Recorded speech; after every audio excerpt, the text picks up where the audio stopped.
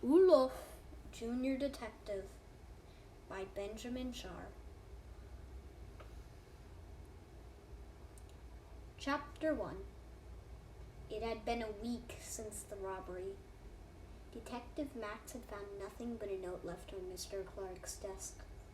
It read, 24821. What could it mean? Was it a code? Who wrote it? There were so many unanswered questions running around. The police checked the note for fingerprints. Nothing. Not a single thing. Just numbers. Mrs. and Mr. Clark lived in a 200-year-old run-down mansion. The oak tree boards looked like they were about to crack. The shutters were disconnected in weird ways. The inside looked just about as bad as the outside. The red wallpaper was ripped to shreds, paintings were turned, and the lights never lit up the old mansion. The robbery made it look even worse. Beautiful but dusty plates were broken.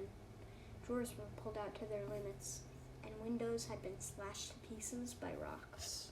Meanwhile, Mrs. Clark was sitting in her rocking chair by the warm, cozy, bright fireplace. She was having a cup of amazingly good tea. Everybody on the block agreed that she could make the finest tea in the world.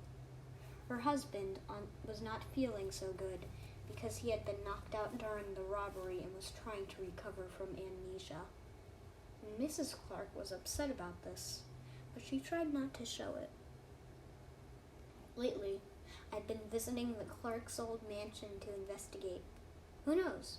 Maybe I'll find a clue. I haven't found anything leading to Mr. Clark's stolen wedding ring or the thick block of gold. I just hope Detective Max has found anything, because if not, this case has gone cold.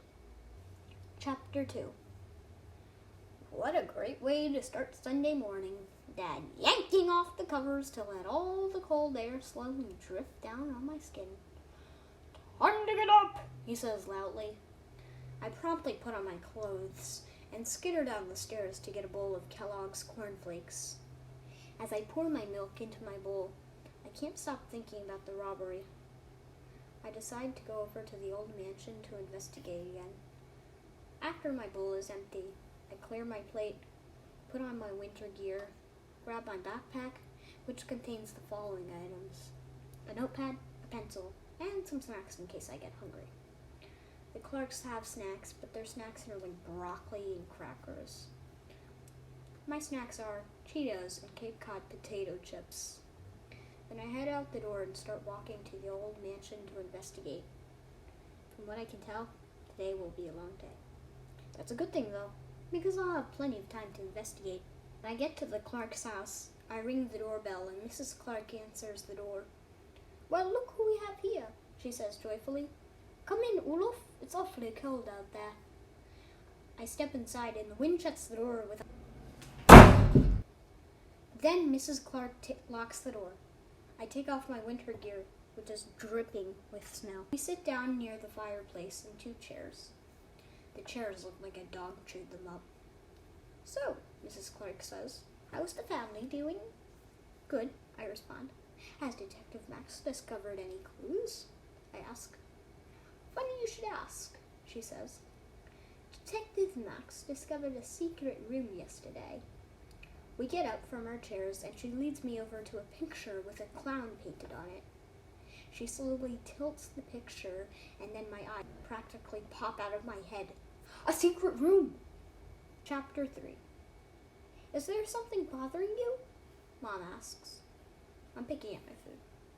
Well, I begin. I went over to the Clark's mansion today and Mrs. Clark told me Detective Max discovered a hidden room built into their wall. But the only thing there was a file. There was 1 sheet of paper in it that said 24821. Detective Max has found a note with the same numbers, but no one knows what it means. That's my problem. Oh, Mom says. After dinner, Mom sends me to bed. Hopefully you can think more about this case while you're sleeping, she says. She flicks off the light switch and my room grows dark. Hopefully I can think more about this while I'm sleeping. And in 10 seconds, I'm out cold. Chapter 4. Before I know it, I'm at the Clark's house. I head to the secret room, open the file, and carefully look over the numbers. Must be some kind of code. I am really getting somewhere. I just don't know what to do next. I join Mrs. Clark by the fire. So, I say, is your husband doing okay?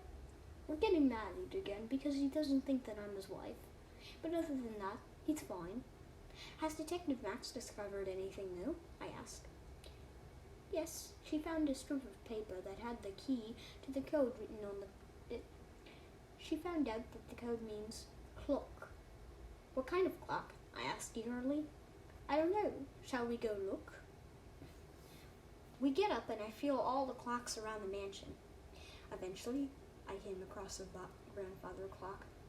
I open it, and there, inside the clock, I see a thick block of gold and a wedding ring. Chapter 5. Hey, Olof, how's the case going?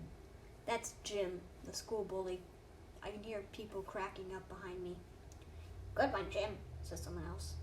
I hope I'll solve this case soon because I can't stand getting teased about it. I wonder who stole the Clark stuff. Could it be Jim's dad?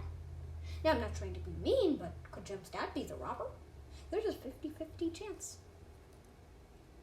When school's over, I go over to Jim's house to investigate. I can feel my face getting warm. Technically, I'm standing up to the school bully.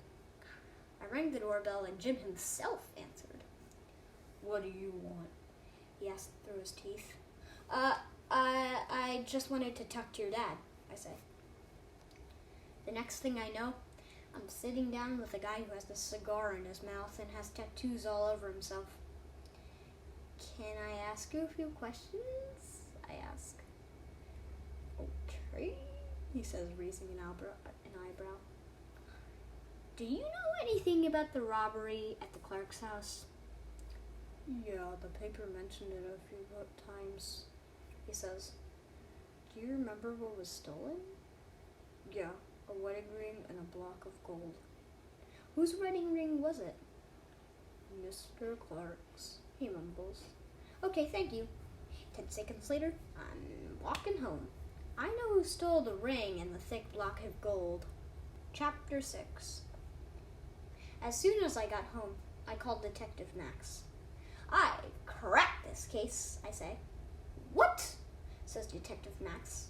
Today I was at school when it hit me. Is Jim's? She cuts me off. Who's Jim? She asks. Jim's the school bully. Anyway, I thought Jim's dad was the robber, so I went to his house and questioned his dad. I asked him whose ring was stolen, and he said, Mr. Clark's. But nothing in the paper mentioned that Mr. Clark's ring was stolen. Okay, says Detective Max. I'll send over some officers.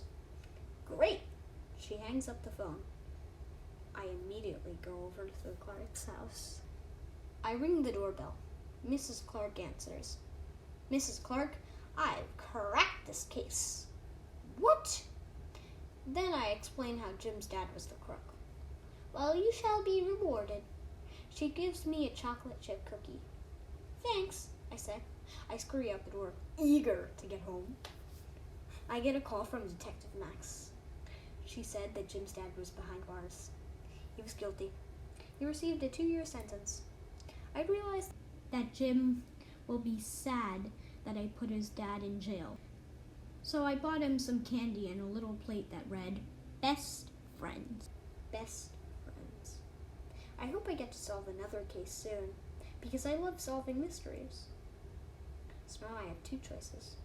I can be an artist or a detective, and I bet you know which one I picked. The end. Thanks for listening. If you want to hear more, listen to Olof, Junior Detective 2, The Night with No Light.